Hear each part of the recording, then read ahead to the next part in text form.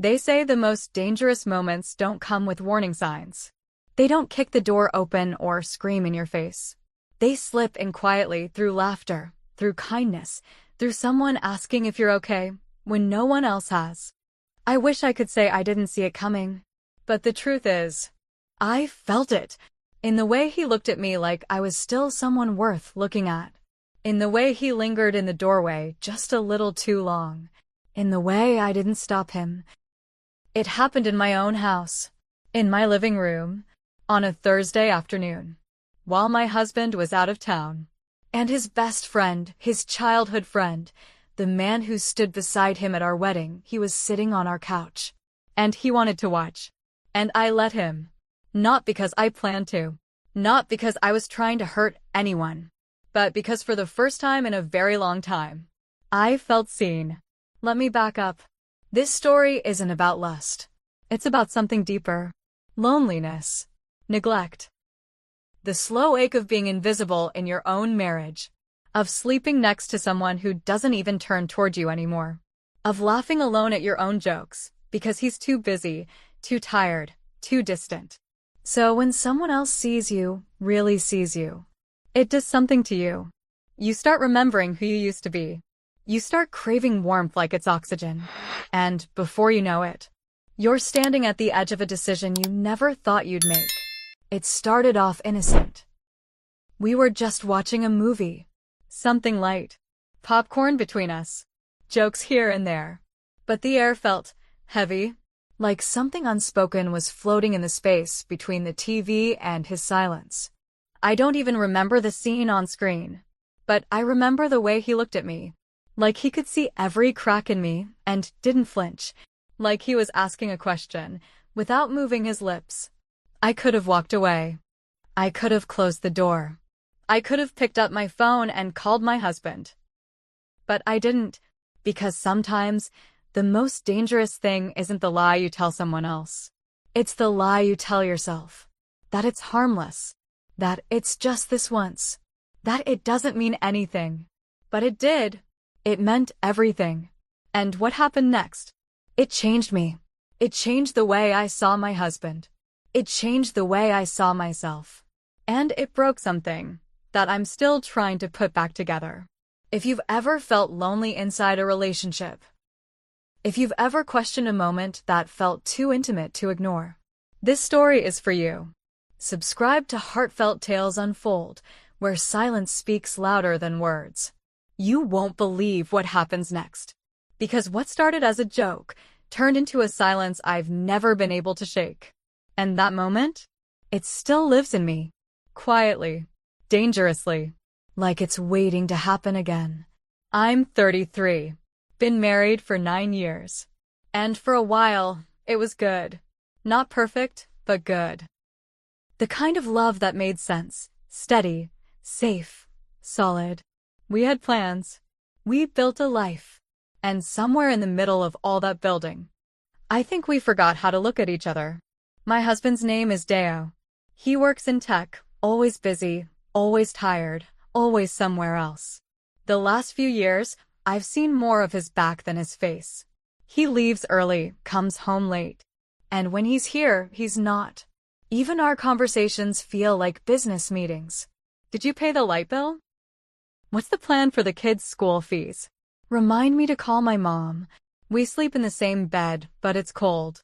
Not physically, but emotionally. That space between us? It might as well be another country. And then, there's Tund. He's Deo's oldest friend.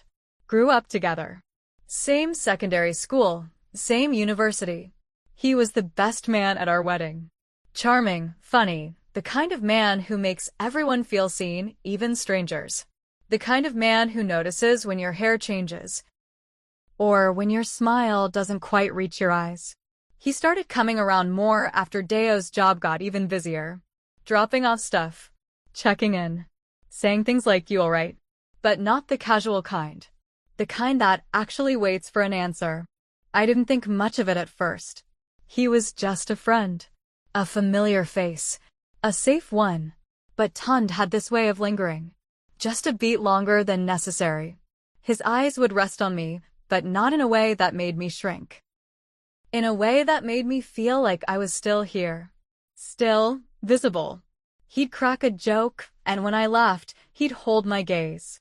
Not to be inappropriate. Just too long to be innocent. Too soft to be brotherly. And when he'd leave, I'd stand at the door a little too long. Watch his taillights fade like someone losing something they weren't supposed to want. Our home looks perfect from the outside. 2-story. Clean lawn. Photos on the wall. Laughter caught in picture frames. But inside, it's quiet. Heavy. Everything feels unfinished. Like a conversation that was cut off mid-sentence and never resumed. I stopped dressing up. Stopped bothering with makeup. Stopped asking Deo to notice me, because the silence that followed hurt more than his indifference. And Tund? He filled in that silence without even trying. He asked questions Deo stopped asking. He remembered things my own husband forgot. He made the house feel less cold.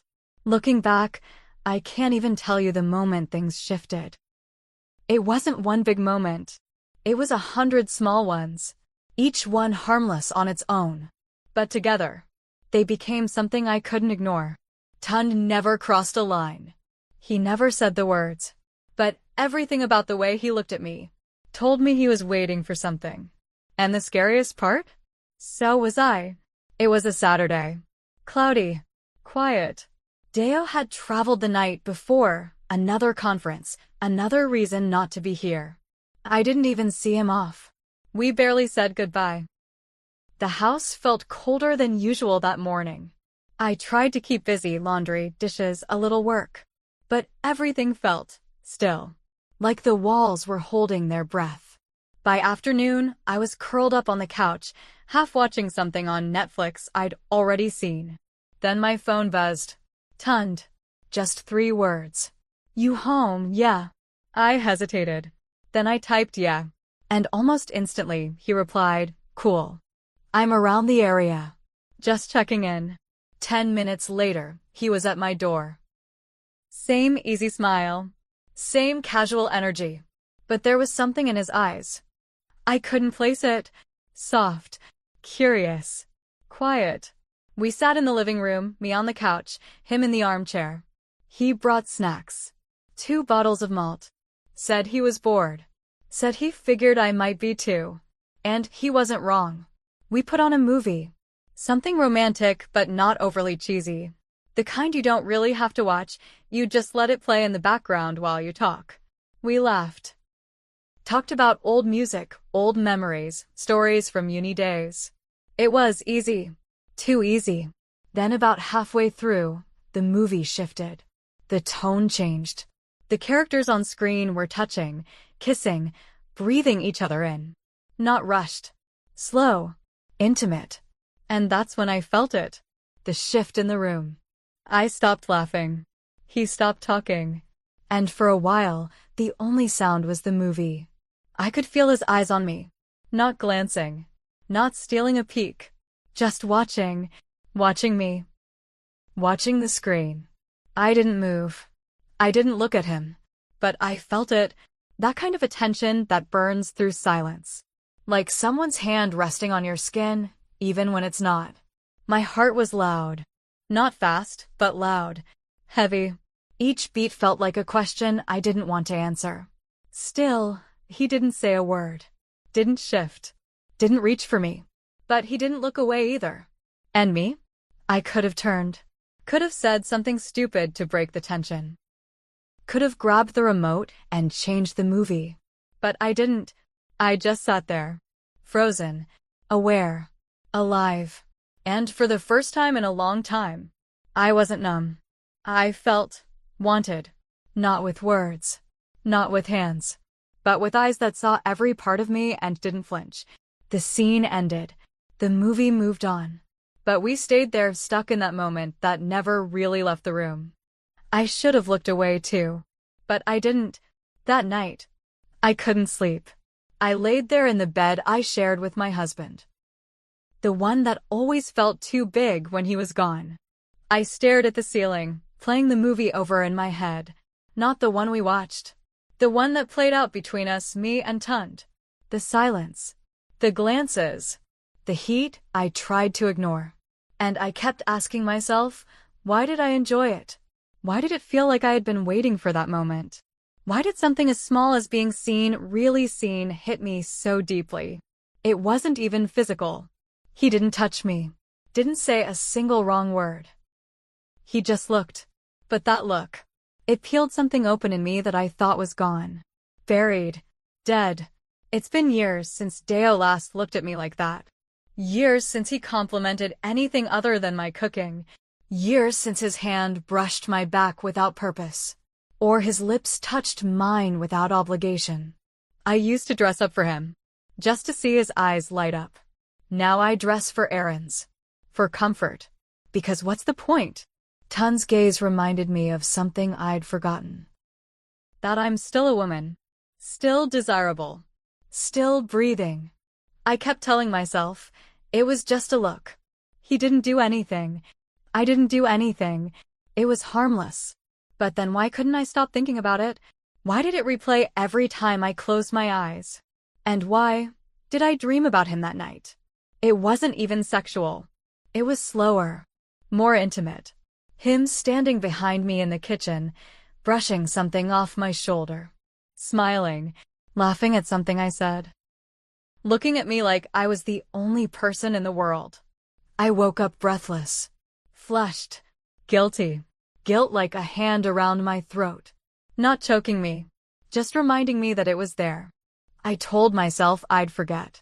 That it was nothing. That it would pass. But the truth?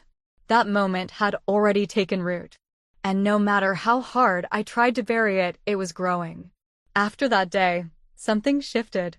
Tund started coming around more often. Not in a way that was obvious. Just enough. Enough to notice. Enough to feel. He'd drop by with something small, plantain chips, a new playlist, a charger I didn't ask for. He always had a reason. But I knew better. And so did he. It was never awkward.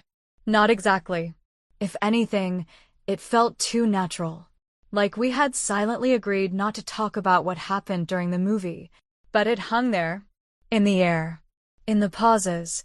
In the way he looked at me and didn't rush to look away. Sometimes when he walked past me, his hand would graze my back. Light. Barely a touch. But enough to make me hold my breath. Once, I reached for a mug at the same time he did. His fingers brushed mine. We both froze just for a second. He smiled. I didn't. I couldn't. Because every time he touched me, no matter how lightly, it felt like a door cracking open that I wasn't ready to walk through, but also couldn't seem to close. One evening, it rained. Deo was out of town again.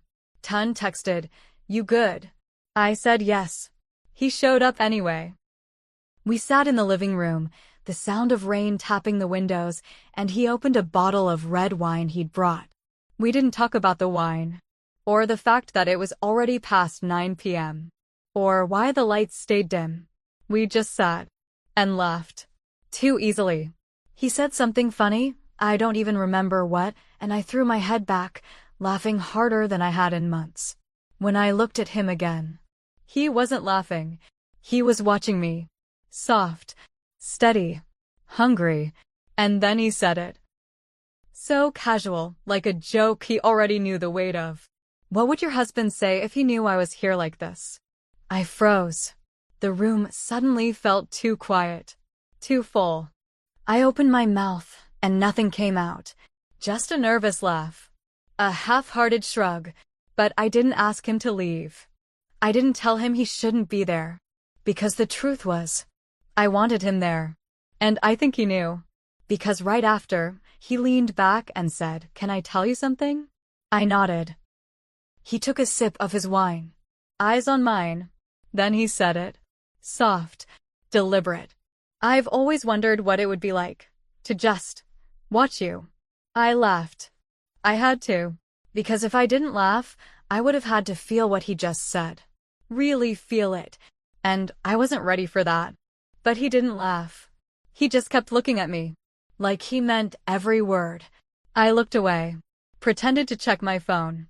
said something about how late it was, but neither of us moved. Neither of us stood. And in that silence, everything between us got louder. It was Thursday night. The house was still, quiet in the way that makes your skin feel too loud. Deo was out of town again, Abuja this time. He'd left that morning. Another client, another meeting, another excuse. By 8 p.m., the power flickered off for a moment, then came back. I lit a few candles. Not because I had to, but because I wanted the house to feel warm for once. Not cold, not empty, just warm. I took a long bath, tied my robe, nothing fancy. Just soft, familiar. The kind of robe that makes you feel like you're still someone in your own body. Around 8:30, my phone buzzed. Tund. I was in the area. You want company? I stared at the message for a while. I didn't reply. But 20 minutes later, he was at the door. I opened it. He didn't say much. Just smiled. Held up a small bag with chocolate and pineapple juice. Your favorites, he said. We sat in the living room again. Dim lighting, the flicker of candles dancing on the walls. No TV, no music, just the sound of the clock, and our breathing. I sat on the couch. He sat in the armchair. The same arrangement as always. But nothing felt the same. We didn't talk. There was nothing left to say. Every word felt like it would unravel something we'd spent weeks pretending didn't exist. His eyes moved. Slow. Deliberate. From the candle, to my legs, to my face. And I didn't look away. I stood up. Didn't explain. Didn't check if he was following me. I walked down the hall. My robe brushing against my skin like a whisper. The air thick behind me. Heavy with the weight of everything unspoken. I reached the bedroom door. Paused. My hand on the knob. Then I opened it. But not all the way. Just enough. Just wide enough. And I left it like that. The hallway light stretched into the room like a question I didn't want answered. I didn't turn to see if he followed. I didn't need to. I felt it. The sound of the door creaking open a little further. The shift in air as he stepped inside. The softness of the carpet beneath careful feet. I didn't speak. I didn't move. I just stood by the bed, back turned. Heartbeat loud, breath shaky. I felt his presence. Near. Still. He watched. And I let him. Not out of spite. Not out of lust. But because I was tired of being invisible. Tired of being nothing more than someone's afterthought. Tired of not feeling alive. His gaze wasn't harsh. It didn't burn. It held me. Told me I was still someone. Still. Worth watching. When I finally turned around, he was gone. Just like that. No touch. No word. No goodbye. Just the soft click of the front door as it closed behind him. And me, standing there. Robed. Exposed. Still. And when it was over, I didn't know who I was anymore. Not a wife. Not a cheater. Not a victim. Not a villain. Just a woman left alone with a silence she chose. But that wasn't the worst part. The worst part came 3 days later, when my husband came back. After that night, everything felt different. But nothing looked different. I made breakfast like I always did. Answered calls. Did the laundry. Laughed at things that weren't funny. But inside me, something was broken. And not the loud, obvious kind of broken. The quiet kind. The kind that just sits there, waiting to be noticed. Tund stopped coming by. No texts. No check-ins. Nothing. He disappeared as quietly as he entered. And part of me was relieved. But a bigger part felt abandoned. Exposed. Like I'd been left holding a secret I didn't ask to carry. Deo returned on Sunday night. Same suitcase. Same tired face. Same half hug in the hallway. He kissed my cheek. Asked how the weekend went. I said it was fine. And I smiled, but my lips trembled before they curved. I don't think he noticed. Or maybe he did, and didn't want to ask. But he kept asking after that. Little questions. Soft. Subtle. Are you okay? Is something wrong? Did something happen while I was away? I lied. Over and over again. With my eyes. With my voice. With my silence. But I couldn't meet his gaze. Every time he looked at me for too long, I looked down. Or away. Or past him. Because all I could think about was that night. That door. That breath. That gaze. And how it changed the shape of everything. At night, the silence grew teeth. I started having nightmares. Not violent. Just unsettling.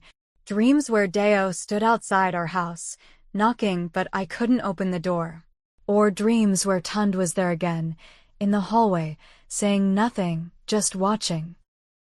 I'd wake up sweaty, cold, shaking, and lie there beside the man I married, unable to touch him, unable to be touched. Because now, every time Deo reached for me, I froze. I couldn't kiss him without feeling Tund's absence in the room. Couldn't lie beneath him without remembering the weight of a man who never even touched me. One evening, I heard Deo on the phone. He was in the study, door halfway closed, his voice low, steady, concerned. Then I heard the name Tund. My whole body locked. I pressed myself against the wall like a child eavesdropping on a truth too big to carry. I couldn't hear what was said. Just pauses, long ones, like silence was doing most of the talking.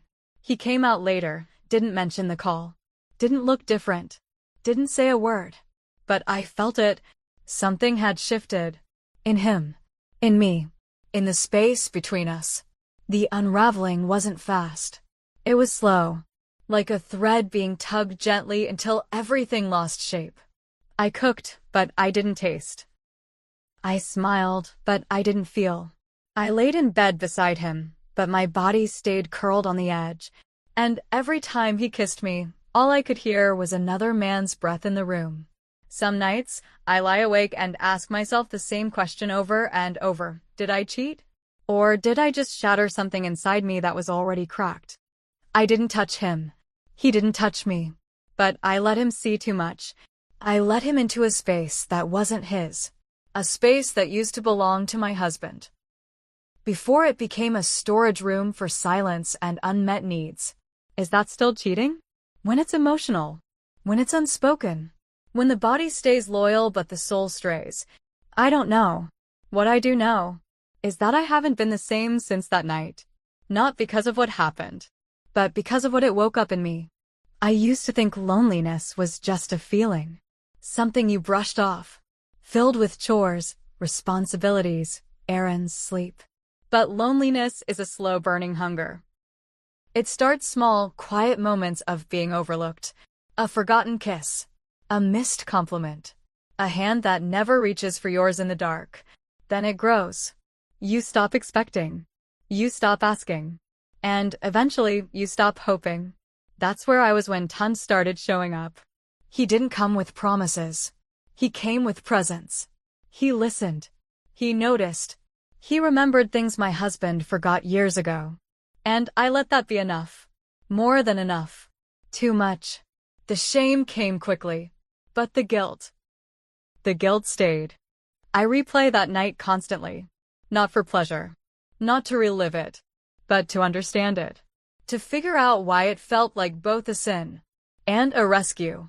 Why something so wrong felt, in that moment, like oxygen. I wonder if Deo knows. If Tund told him. If something in my silence gave me away. A glance too long. A breath held too tightly. A kiss that didn't land. Sometimes, I think it would be easier if he did know. If it all just came out loud and ugly and undeniable. But instead, I live in this in-between. Where the truth is mine alone. Where no one's asking. But everything feels answered. I thought I'd be relieved if he never found out. But silence is its own kind of punishment. It doesn't scream. It doesn't accuse. It just lingers. Stains everything soft. Turns even kindness into suspicion. And the hardest part? I don't even know who I'm grieving. the man I betrayed, or the woman I used to be before I let someone else's eyes become a mirror and saw myself for the first time in a very long time. Have you ever made a choice, not because you wanted to, but because you were starving for something you couldn't name? Not lust, not love, just attention, presence, a moment that made you feel like you existed again. Have you ever found yourself in a silence so loud you'd do anything to fill it, even if it meant breaking something sacred? I didn't plan it, didn't chase it, but I didn't stop it either. So tell me, was I wrong for letting it happen? Or was I just a woman lost in her own silence? A silence that had lived in my house for years. That slept beside me. That knew my name, but hadn't said it softly in so long. Speak balloon if you've ever been here. In this quiet place where right and wrong blur, tell me your stories, your regrets, your truths. I read every single one, not to judge, but to feel less alone. Because stories like this, they don't always get told out loud, but they live in people. And maybe you've been carrying one too. If this story touched something in you, subscribe to Heartfelt Tales Unfold, where silence turns into stories too heavy to carry alone. Tap the bell, because the next one, it might feel uncomfortably familiar. Some betrayals don't begin with touch. They begin with being seen. Too deeply. By someone who isn't yours.